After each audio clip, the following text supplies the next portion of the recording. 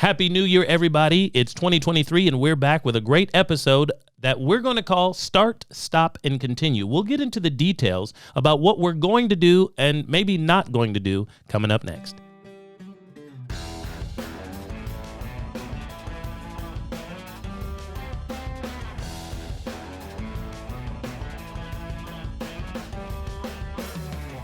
Welcome, ladies and gentlemen. As of our recording, it is January 2023. I'm JDew, and this is Tim Joiner with the Grow with Tim podcast. We have been here officially a year, and now in our new year, we have a podcast that's going to help us think about how to start goals. What is SMART about our goal? A lot of people know that term, SMART goals and things like that. What are the things that you've already been doing well as a high-octane entrepreneur that you can continue, maybe iterate on and get better at? That's why we're here today. And I believe, Tim, you're prepared to quiz me on a workshop that you've actually done with lots of people from time to time and kind of maybe walk us all through what we can do in this new year. Yeah, I am. I had this experience probably 10 years ago with a business coach that I was working with at the time that had all of his clients set goals in 7 different categories. Okay. And now I think 7 goals is too many. You can't keep track of all of them. But I think it's really useful to think about your life comprehensively, to think about each of these 7 categories, and then pick 1, 2, 3 at the absolute most that you're going to focus on and actually commit to. So I thought maybe we could do that today. Our listening audience can listen in.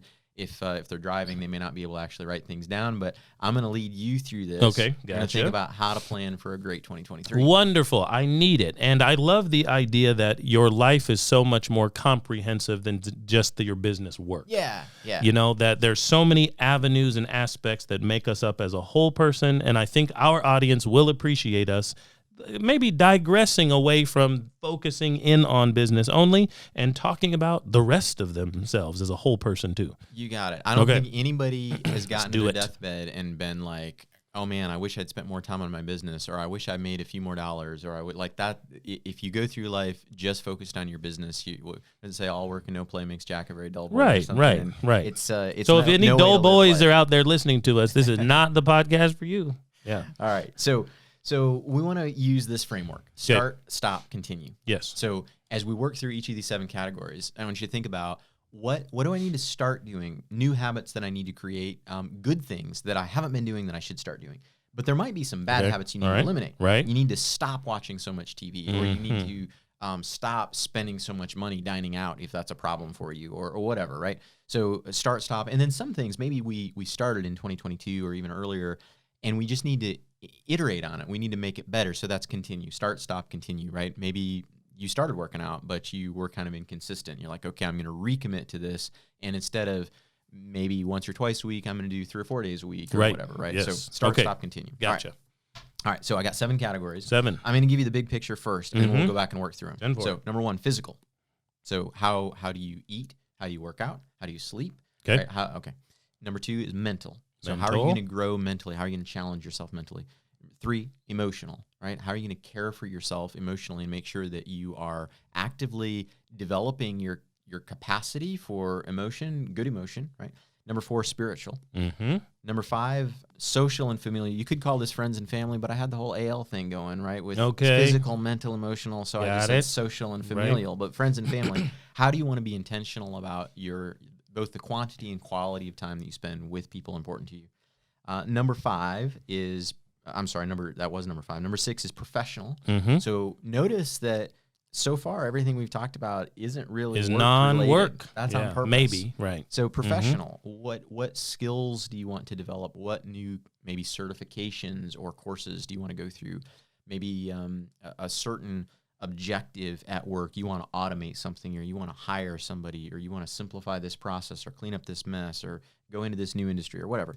And then finally, financial. So both personally and organizationally, what kind of monetary goals might you have? So there's the So do you want me to be like really specific? Yeah. Okay. So you think our audience is ready for that, to like dive into JDew's life a little bit? Okay. So what I want you to do, because 1 or 2 of these categories I'm kind of nervous about here, but let's see if I can can make you sweat out there, then this is the real deal. This is the real stuff, and that's right. You should do it too. That's right. All right. So the important thing to note is no matter where you are, right? You may look at JDew and say, oh man, that's who I want to be when I grow up. Or you may say, not after this episode. Not after this episode. Right, yeah, no. Right, exactly. But that's okay. We're gonna give you some examples, and I hope that for those of you that are not driving, you can actually hit pause, right, as we work through this, and maybe get out a legal pad or something to write and think through this stuff with. So, number one, physical. By the way, these first four come from a book called The Powerful Engagement, which is actually our next podcast. Yes. So we're going to talk about a book that I think if you bookmark this podcast, come back next time, because I think it's going to be a really valuable episode. Powerful Engagement,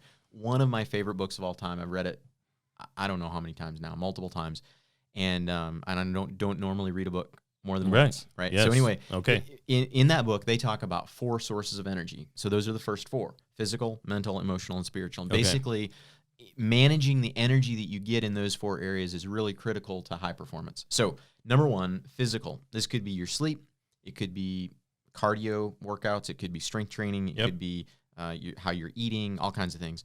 So, JDew, give me some ideas. These are not commitments yet. We're just brainstorming. Gotcha. You're going to come up with 2, 3, because 4 if things. we have too many people out there who comment and ask me later, get into the DMs and say, hey, how are you doing on this? This is a brainstorm. There's no bad answers, people. That's right. Just let me be for a second. All right. So what kinds of things might you pursue in 2023 in the area of your physical health and fitness? So my question is I'm giving you the start, stop, and continue yet, or just well, you don't necessarily have to have all 3 categories. It might be any one or a mix of all 3. Got it. Well, one thing that I realized I was not doing over the course of the last year is I have some habits that are okay. And let me tell you, so what I did this last year is I built a physical chart, put it on the wall, got a grid, and it's at the home office. Yep. And there's 3 different physical, there's actually 4 different physical things, 3 we all know and 1 that we've mentioned once or twice to each other that I did, and I just checked the box physically every time I did it this past year. Let's hear about it. One of those is push-ups. 100 push-ups. Yep. So I got to do them within that one day. Yep. 100 push-ups. If I did it, I got a check. Okay. And that's every day. Every day to get a check. Every day that I did it, I got it. But if you're going to get a check, you got to do 100 push-ups. Yeah, I got to do 100. So the times I realized I'd only done 80 and fell asleep, I didn't get to check it. I got you. Okay. So 100 push-ups. The other one is 100 squats. So air squats right there in the house, in the office, wherever. And 100 crunches. So those are 3 that I said, you know what? Without having to go to the gym, taking lots of times, I don't have to do them all together, right? It's just maybe 10 sets of 10, 5 sets of 20. Okay. That'll keep me active and thinking about it and healthy. And the visual helped me, right? Putting it on the wall or having a big poster board.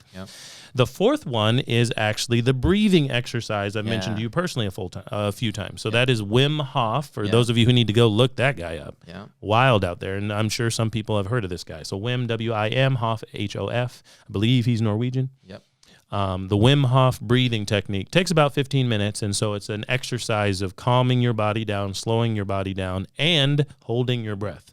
So those are 4 things that I started to do, but I wrote them down in 2022, made a big poster board, and checked it off when I got it done. Okay, so tell me, are you going to continue these? Yes, so this year I've actually changed from the physical poster board, and I found a habit tracker spreadsheet, and I've started to do it already because as of our recording, we're January 4th, so I'm actually doing it. So here we go. Take a look, man. So I've got it here for those of you who can't see it, which is everyone else in the world.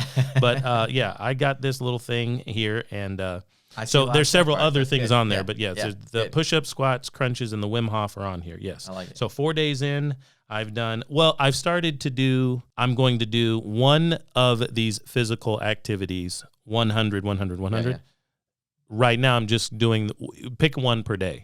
So I'm just rotating. So over the course of 365 days, it'll be 100 days, even if I just continue it like that. 100 days where I did each of these things. Make sense? Yeah, I'm with you. So far, I'm 2 for 4 days in already on the breathing, though. Okay. Yep. Okay. So we go. I don't want to get into the weeds on every one of these categories, or we'll have a 2-hour-long podcast. But tell me, last year, what kinds of effects did you notice from tracking those 4 physical goals? Well, number one, I think I'm getting myself into a place where you realize if it's not at bulking season, if I decide 2022 or 2023 is not bulking season, this stays consistent. It's easy for me. Any of these things takes 10, 15 minutes. I can spread it out throughout the day, and I'm not burdened with the thought of, man, I didn't get to it today. Like I feel okay about hitting this 100 times this year. Yeah.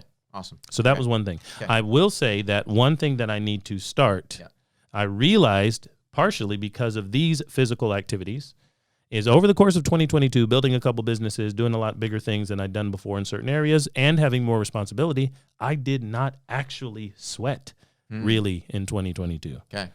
And I realized that's a problem. I need to actually sweat out, sweat to the oldies and get this stuff out. So I'm looking for additional racquetball partners, and I tell you, you sweat on that. So if you want to play me racquetball, you never let me know. have I ever. Never have you ever. But maybe, I don't. Maybe. So for me, I actually think getting into the actual gym, or running, which I can run. I don't run, but I can run. Those allow me to actually sweat, and I got to start those. Yep.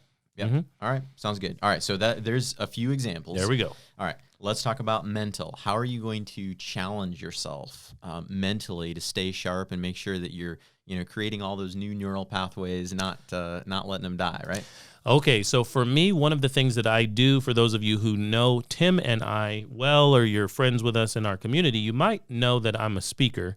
And one of the speaking areas that I focus in on is Black history, right? We've talked about it once or twice, and I have a one-man theatrical experience. And what I need to do that I knew last year and never got around to, that is a big challenge on the mental exercise, is memorizing a few new pieces. So that, for me, is a mental challenge, which I think we all understand generally why that's a mental challenge, if you memorize a speech of some sort. But actually, you have to empty your mind of everything else. If you're going to memorize something, and there's a Martin Luther King piece that I'd like to get in my head this year, and I need to, and I want to get in my head, you can't do anything else. You can't do anything else if you want to memorize something. So that, for me, takes concentration. It takes emptying of your mind. It takes a lot of repetition, but you have to fire on those neural pathways, right? Over and over and over. You don't memorize until you get it right. You memorize for speaking and presenting in front of people to a place where you can't get it wrong, because it's bad if you are going to get it wrong. So you have to get it more right than just it's got to be solidified in cemented. So that's one thing. I like it, and memorizing absolutely challenges your brain, and it makes it work in ways that just every day going through your routines don't. So I like it. Any other things you've thought of on the spot here for? I'm not really sure, because that one's on my mind now. We're getting it. January's MLK holiday is celebrated this month. Black History Month is February. I get really busy, so that one. Every year at the beginning of the year, 12 years of doing Black history type speaking, I'm always thinking about it at the beginning of the year. So that's what's on my mind now. Cool. That's what I got for mental. When I think about mental, I think about, I should have mentioned some other categories for physical too. So things like, for me, I play racquetball. I say competitively. It depends on how stiff the competition is, I suppose. But I play fairly well and pretty aggressively, and that's good exercise for me, but I don't do it enough. Last year, I did it about once, sometimes twice a week. I need to up my game there. So that's a continue. You just that's a continue, need to, but I'm going to iterate on it. I'm going to improve it. Sleep is something that we've talked about before. Sleep is one of those things that is so underrated, I think. In this society, we value productivity and we value working hard and like maxing yourself out. And man, it comes at a great cost. And so I have done really well improving the quality of my sleep in the last couple of years. I've invested in a great mattress and a chili pad we've talked about before that regulates temperature in my bed, which is awesome. It helps a lot. I've got this Aura ring that helps me track my sleep and tell me, I can correlate it with habits like, oh, I drank caffeine at 4 o'clock in the afternoon, and what impact did that have on my sleep, and that kind of thing. Right. So I've worked on, but what I haven't done, and everybody says is important, I haven't gotten good at the consistency of going to bed and getting up at the same time. I always sleep in on the weekends. I get up early if I have an early breakfast meeting. If I don't, I might sleep a little later. Everybody says you got to go to bed and get up at the same time every day. So that's something that I'm going to start in 2023. Yes, love it. But may I ask, how long do you typically sleep? So Are you sleeping enough? I am. Okay. I am. I sleep typically, now there are exceptions, of course, but as a rule, I'm between 7 and 8 hours, which works well for me. Oh, yeah. Very good. Yep. All right. So mental for me, I just enrolled yesterday, actually, or I haven't enrolled yet. I've applied. Hopefully I'll get in. Okay. I think I will. In a Harvard Business School course on negotiation. All right. And I've heard, I know some people that have been through this program. It's excellent, evidently. And well, they negotiated you into joining, right. so far so good. So far so good. And I'm a little bit intimidated because it's been a long time since I've been in a classroom. And this is not just to go through the motions and get your certificate. Like it's going to be rigorous, I think. So I'm a little bit intimidated, but I think it'll be great. That's going to challenge me mentally because like there's homework and there's tests, and it's going to be interesting. Right. And then reading, of course, is something that always shows up on my list to challenge me. Nonfiction for me. So. All right, so you've got memorizing new pieces. Let's move on to category number 3, emotional goals. How might you be intentional about things like, I'm not saying you need to, but things like how do you increase your patience? How do you manage cultivate a healthy sense of optimism and those kinds of things? I think that my emotional intelligence is a lot lower than it should be. I hear this mostly from my wife. So I know we'll get into categories with family and social and friends in a second. But I think for me, actually, on an emotional level, it's being more in tune with those mood swings and changes and having better conversations with my kids. So I noticed over the course of the Christmas holiday, 2 weeks or so of minimal work, a lot of family time, that I didn't know how to engage with my kids long term. I didn't know how to sit down and play with them long term. So other than, hey, Dad, come look at my picture, tell me what you think, I wasn't sitting on the floor. I've got some little kids. And I realized that was, even last night, actually, it just happenstance that I got home and I felt really, really appreciative of the family that I have. But I said, because I think after 2 weeks of kind of being in the office, being out of the office and being at home, I realized that I missed my kids. Yesterday was a full day. As I mentioned to you a little bit earlier, I saw a meme that yesterday or the day before said, hey, it's a big day for people who circle back, right? Because we all came back into the office from January and a holiday. And I said, man, I really did enjoy that time, but I felt that it wasn't, I couldn't sustain long periods of conversation and play with my kids. And I think that's a lack of an emotional connection that I have with them. They want with me, but I haven't flexed that muscle enough. Yeah, that's interesting. Interesting. I noticed on a car trip, my wife just did an exceptional job, and she's been reading a lot in this area of kind of helping my youngest daughter, who just had, as 5-year-olds are wont to do, just had sort of an emotional meltdown. She hadn't eaten for a while. Her sleep schedule had been messed up. We were traveling for 12 hours in a car and that kind of thing. And it was just a beautiful thing to watch her engage with my daughter, and like manage those emotions and validate how she was feeling without just accepting a tantrum, and kind of talk her off the cliff. And I thought, I need to get better at that. So I'm not sure how I'm going to do that yet. But I need to learn from her. Yeah. How do we do it? Well, we check in with our wives probably a little more often because they're more in tune to those things. Maybe read a couple of these articles my wife sends me via Facebook that I kind of pretend I read. Maybe those things for my emotional. So at the end of this exercise, we're going to talk about how to turn these ideas into SMART goals. Okay. And maybe we'll come back and pick up one of these and say, how do we actually make this not just a good idea, but something that actually gets done? But we got to keep moving. So number 4, spiritual. So for some of our listeners who share our faith, this might mean, spending more time with God in prayer and Bible reading, for example. It might have something to do with how you get associated with your church, or, how you get more involved with your church. For some people, maybe they as the writers of this book we're going to talk about next time, basically a spiritual goal is something that's connecting with a purpose bigger than yourself. Right. So how do you not just live for money or for fame or whatever, but actually create meaning and purpose, guided by a value system that's bigger than just you, right? So some spiritual goals. So what might be some spiritual goals for you? Well, as I mentioned to you actually in a different conversation already, this past year I decided to listen through the Christian Bible. And I just audio, right? The whole thing. The whole thing, you throughout the year. On December 30th. December 30th, I finished it. And I just felt kind of spiritually blessed by that. I wasn't saying that I did some sort of new, action that earned me some points for the afterlife or heaven or something, but I just enjoyed it and felt that as a comprehensive story, got into a routine as I'm driving. I'd always pop it on in the morning. I just really enjoyed it. So number 1, I think continuing listening to it is going to be good for me, but I think this time I won't necessarily go all through. I might listen to a few of my favorite books or something a few times. Yeah. That's one of the things that I might do. My family is involved with church, and we regularly go on Sundays and things like that.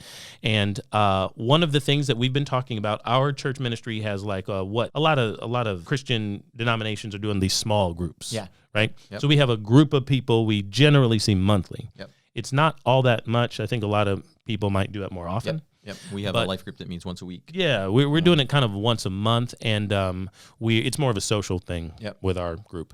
And I think that we've been, one or two of us in that group have been begging for less of a just casual social connection, and more of a time where we all have families and kids, that we get more intentional about that. And so I think it's on the horizon for our entire group. Yeah. And I think the connection to people with similar values and faith at our little group is going to be big this year. We need to do something as a group. Yeah. So I think for me, that's going to be helpful. I'm busy everywhere else.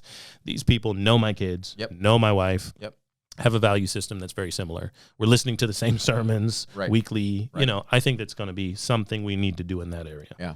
That's what we do in our life group. We meet Wednesday night, and it's a sort of an informal review of the Sunday sermon. Okay, so we all heard the same sermon, and then we're talking about, like, how do we apply that? How should our life be different this week because of what we heard on Sunday, and so that it doesn't just go in one ear and out the other. Right. And then we have a time of prayer, and then we have a time of fellowship. Sometimes there's food involved, not always, and I think that's been a real blessing. We started our church, and my family in particular started with life groups probably 6 years ago or so, and it's come to become an important part of what we do. So. Right.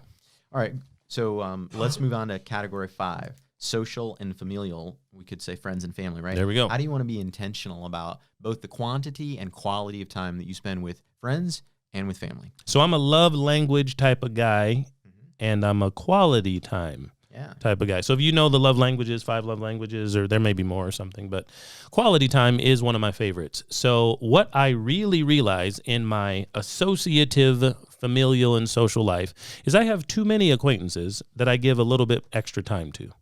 Because I enjoy that. Yeah. And I'm an inside joke type of guy. I'm a text and voice memo for no reason type of guy. Send a picture from yesteryear for no reason. You know that. I do that from time. But the problem is I do it with too many people. Yeah. So for me, it's actually being more intentional about the people who have the most impact on me and my family's life. Yeah. I have 4 children. The oldest is 8. So I actually need to spend more time cultivating social relationships that involve my family.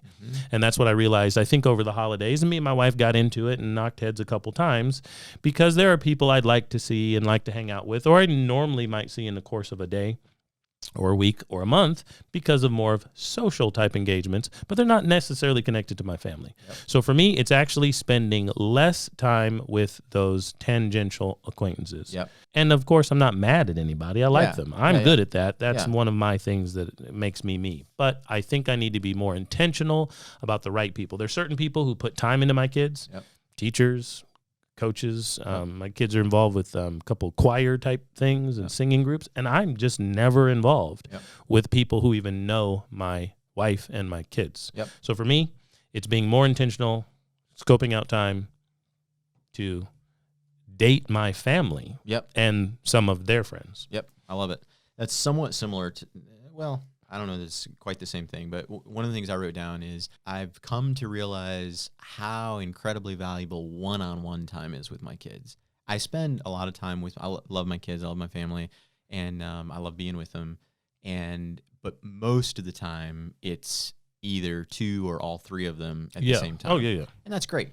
But there's something really special about just them having your undivided attention. And so I've gotten a little bit better over the last year at doing things. I took Eden, my 5-year-old, out not too long ago, and we went out for ice cream, and we went to the mall and walked around. There's an indoor playground in our mall that she loves to go to. Oh, we have been to this mall many times. I went over Christmas with 2 of my 4, yes. And one of the things I noticed in the mall playground in particular was I had my phone off and in my pocket, and I was watching her play.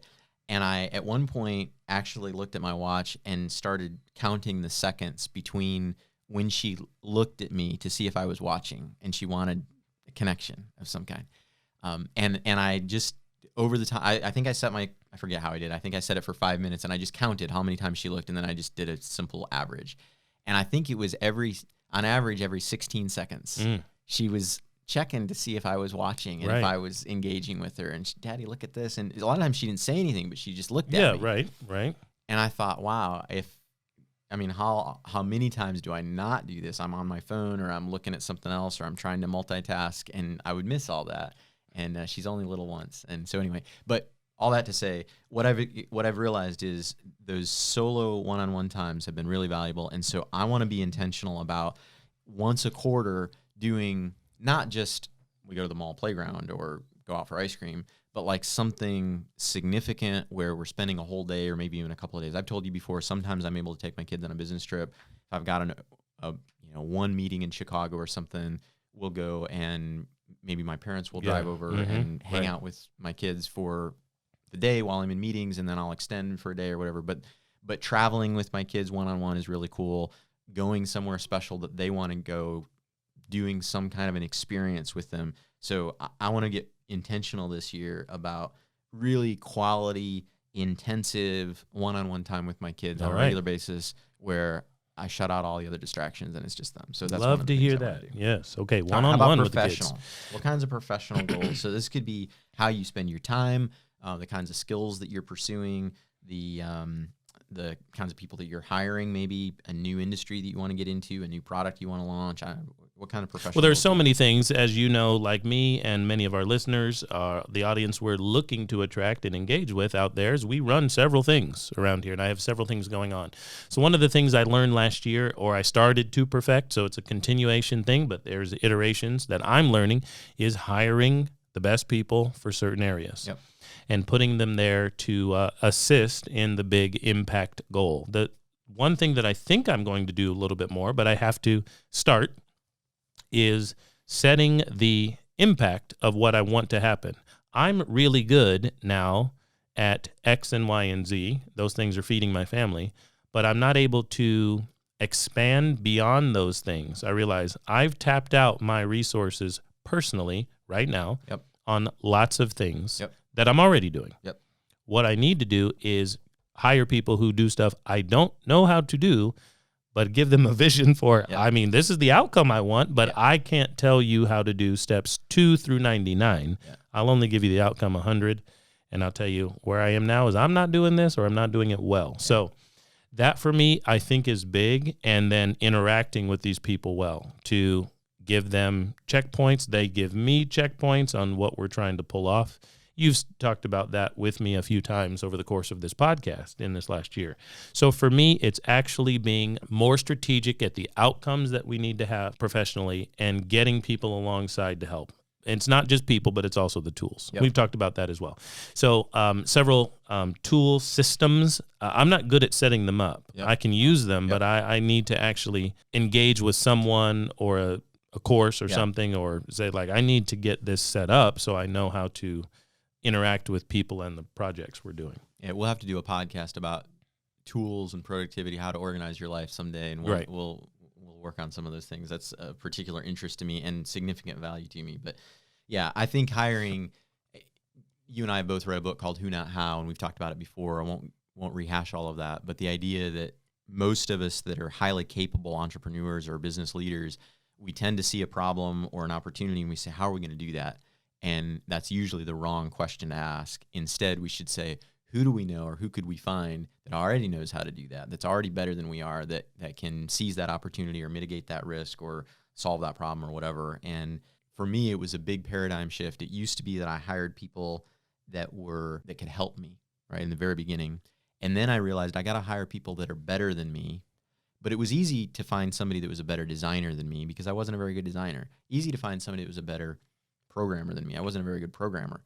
First of all, I hired people to help me that were sort of assistants. They weren't as good as me.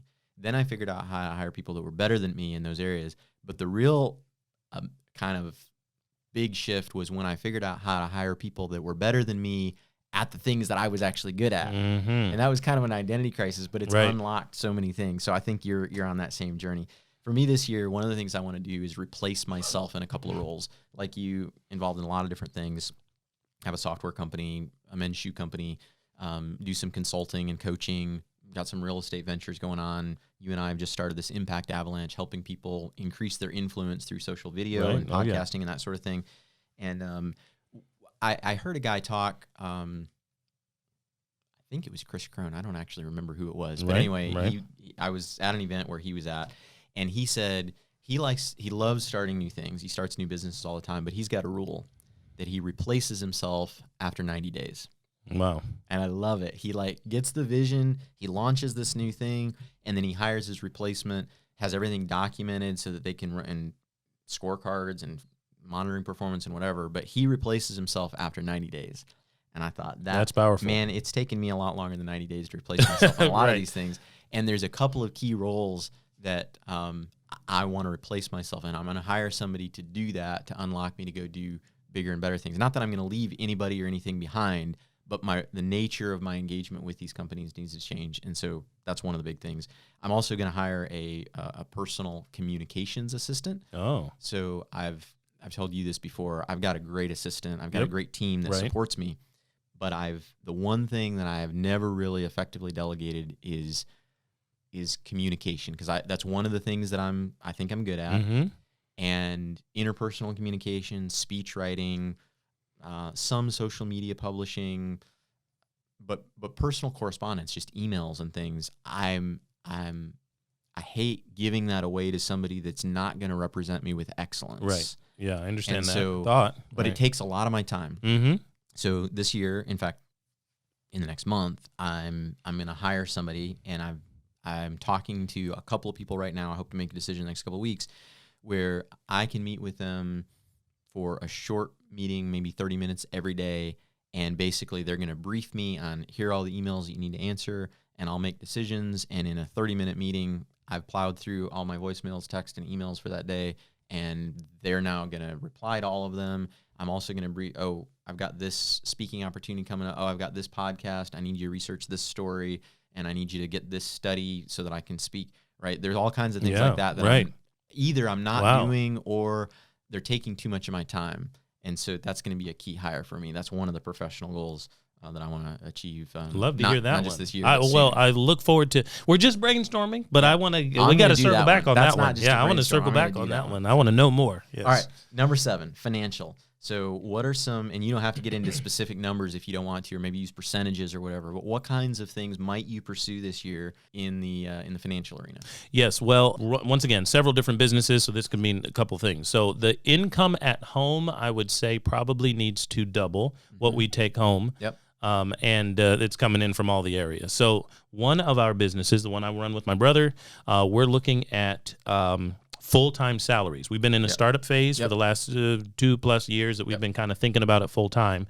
And we've made all the transitions we need to think about, hey, at the end of this year, it brings its own full-time salary. And we think that's probably 6 figures for the 3 owners. So that's one of them. So right now, it's basically we're working full-time and getting paid like we're part-time. Yeah, right. So we want to get to about 6 figures each person who's on the ownership team there. So that's one of them. So I think that's going to be doubling things that actually go home, because the way we filter our businesses around and things like that, we want that to change. So one thing that's partially, I do need to upgrade skills here in some of the other areas, because I want to go about this, I believe, creatively. I've run into a lot of people in the creative finance space in terms of homes. And real estate is to actually purchase a home for residents, personal residents.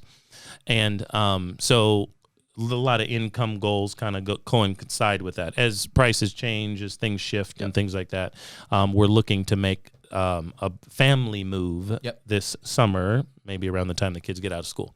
So I think that all kind of plays into the financial stuff. And we're on track, but I think that there's a lot of upgrading and iteration and skills that I need to be honing in on, me personally, to actually hit those things the right way this year. So as we, or as our listening audience breaks down maybe some of the things that they've identified into SMART goals, we got to figure out, all right, well, how are we going to do that, right? It's not enough just to say, I want to double my income, and I know you know this, but not just say I'm going to double my income, but here's how I'm going to do it. I'm going to increase revenue from this by these actions. I'm going to do this differently. I'm going to hire this person. I'm going to enter this new market. I'm going to start this new product or start this new business or start this new side hustle or whatever. Or maybe I'm going to reduce my expenses on a certain area. Maybe I need to let somebody go that's just underperforming, or maybe I just need to cut out this expense that's not doing anything for me or whatever. Right. So, we haven't spent very much time talking about our bad habits yet. Yeah, right. So you don't get to know them apparently, but we all have them. And there are things that I will say, that I know I need to get rid of. There's things that I think that are a little too personal for this conversation or podcast that I'm thinking about taking out of my life, because it's like, this is a bad habit. We've talked it over maybe at home or I'm like in business. If I don't let this go, it's going to hinder progress moving forward. So I have those things as well. So for me, the financial goals that I've started working on are personal income. I want to see some growth there. I'm in real estate, and real estate is not a huge part of my life, but I buy typically 2, 3, 4 houses a year and hold them as rental property. These are mostly mill houses, not big fancy things, but I want to up that game. So I want to add at least 6 houses to my portfolio. Okay. And again, for some people listening, that sounds crazy high, and for some people, like, man, I buy 6 houses a week. So wherever you're at, I'm going to add 6. I've got a couple of other specific operational goals around real estate. So I've got managers in place that manage it, but there's a couple of changes that I need to make there and optimize some operational stuff. I want to grow my liquid investments. For most of my life, I put almost all of my profit into either businesses or rental property, real estate. Right. And I've sort of neglected stocks, bonds, mutual funds, that sort of thing. I've got a portfolio, but it's not huge. And I want to double that portfolio this year. Yeah. The other thing I realize is, even though cash flow is really strong, I've got so many opportunities for growing wealth, and I'm plowing money back into all these things. Some of my accounts, both for personal and business, I don't have the kind of cash reserves that I wish, which creates unnecessary stress. Like, there are times where some big contract gets delayed or something, and man, I was counting on a $250,000 check for this company, right, and now that's going to get delayed 2 weeks. But I've got payroll coming up, and man, I'm going to be down to like $20,000. So the way my checking and my savings is set up right now. So then I'm shuffling money. Right. For, like, We've I all gotta done borrow it. from this to go over done here, it. and I just realized, you know what, that's stupid. I've got enough that I just need to set limits and say, I'm going to have this much cash reserves. And so I've got different limits for different things, but I'm going to have, 3 months operating cash in everything that I do, minimum, just sitting there in cash, because that's going to reduce stress for me. And that's worth a lot. So anyway, those are some of the kinds of financial goals that I have. But some people, I think, are going to say, I want to have certain savings goals, or I'm going to invest a certain percent. I want to get out of debt, get my company match, get out of debt, absolutely, right, or stop spending so much on lattes or whatever. And by the way, I'm not preaching this scarcity mentality, like I've got to pinch every penny. I want you to enjoy life, but if you're in a position where you actually shouldn't be buying a latte every day on your day to work, then stop buying the latte, right? Yep. All right. So those are the 7 categories: physical, mental, emotional, spiritual, social and familial, professional, and financial. So now, and we won't take much more time because we're already, I think, 40 minutes in or so, but we want to take at least 1 or 2, 3 at the most. You can't commit to all of these things because you don't have enough, nobody has enough willpower or discipline to actually focus on all of these things. But take a minute to look through all of these and say, that one would be maybe foundational for improving my life in 2023. And so you look over your list and say, that's the one I want to focus on. And then we want to make it smart. So, SMART goals, when I first heard about SMART goals probably 15 years ago, I thought it sounded like a fad. It sounded like kind of gimmicky. I'll be with you. I'm with you on that. Forced. Yeah, for sure. Mm-hmm. And it sounded too easy too. Yeah. Gimmicky. It's smart. It felt forced. Like, okay, you're trying to come up with, 5 things, like an acronym, and it just felt forced to me, and it didn't. But it's had staying power, not just in my life, but in millions of people's lives. Like, there's a reason that it stuck around. It's actually worth something. And I think each one of those letters has value. So for those of you that don't know or don't remember, let's review real quick. A SMART goal is, number 1, specific. So it can't just be, I want to improve in this area. It can't be kind of a vague general idea. It's got to be specific. Mm-hmm. And there are lots of reasons for that. There's psychology around how you commit to something and pursue something. Lots of reasons for it. Number 2, it's got to be measurable. You've got to actually be able to quantify it. A lot of times people say, I want to lose weight. Well, that's not good enough. How much weight do you want to lose? And you can't say, well, I want to lose between 30 and 40 pounds. Well, what is it? Right. Is it 30 right. or is it 40? Right. Because by giving yourself that wiggle room, you're actually not committing.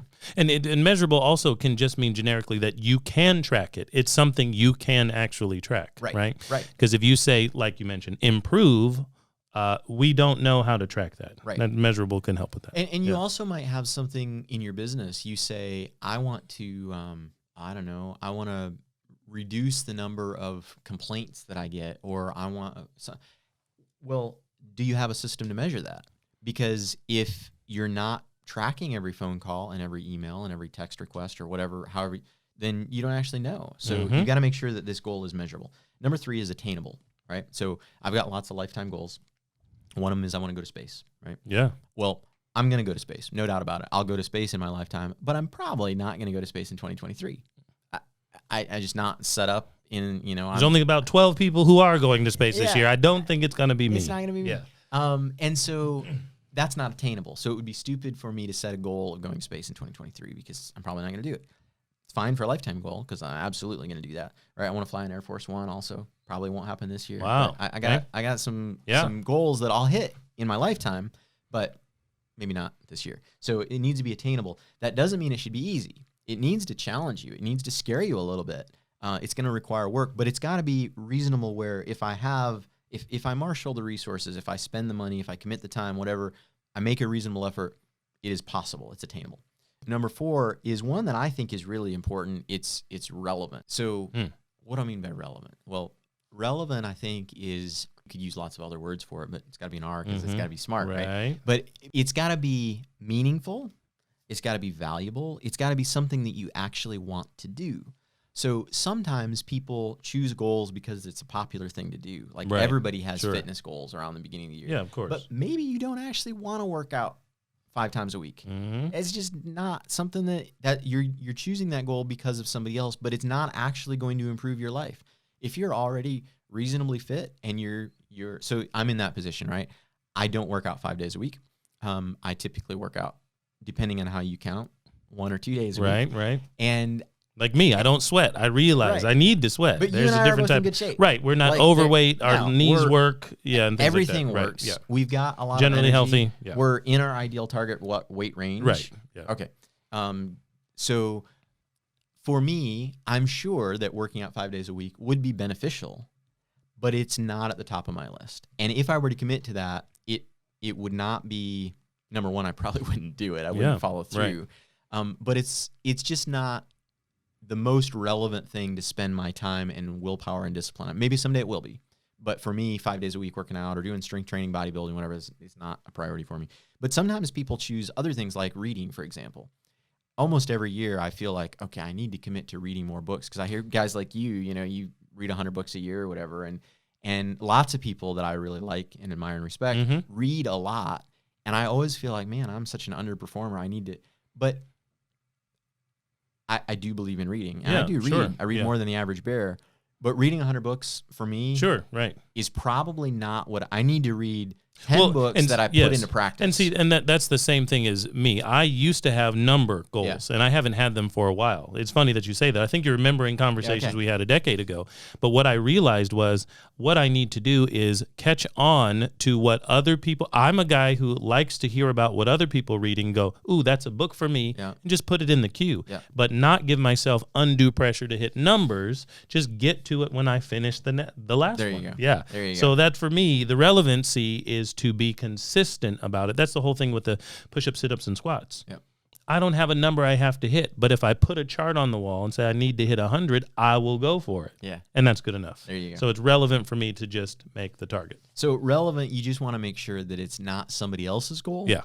And also that it's not this island that it seems like a good idea in isolation, but it's not actually going to get you and on the way there, go. You hate it. And when you get there, you don't know why you went. Yeah, exactly. Yeah, right. All right. So and then finally, time-bound. T is time-bound. So specific, measurable, attainable, relevant, and time-bound. Time-bound, it's got to have a deadline. Yes. If you just say, well, I'm going to create $1 million in sales or $10 million in sales or $100 million in sales. Well, when Yes. this quarter, And it helps because if you year? take everything that we've gone through so far, it becomes that X to Y by when. That's right. Yeah. X to so Y there's by our when. timely. I'm going to go. So, and by the way, if it's an annual goal, if it's a December 31 goal, you absolutely need milestones to know if you're, On track. by the end, by March 31, I'm going to be at this number. And by June 30th, I'm going to be at this number and so on. Otherwise, you waste half your year and you kind of forget about it. And then you're like, oh crap, it's December and I haven't worked on this goal It becomes yet. untrackable, unmeasurable. You realize maybe it wasn't relevant because there's no way I can hit this. Yeah. So you got to have your time. So I used to think that this was kind of a gimmick. I've kind of come around, and most of the time now when I set a goal, I actually think through, okay, is it specific enough? Can I actually measure it? Is it attainable? Realistic, you could say. Is it relevant? Do I actually want to do this thing? And then do I have a reasonable timeline on it?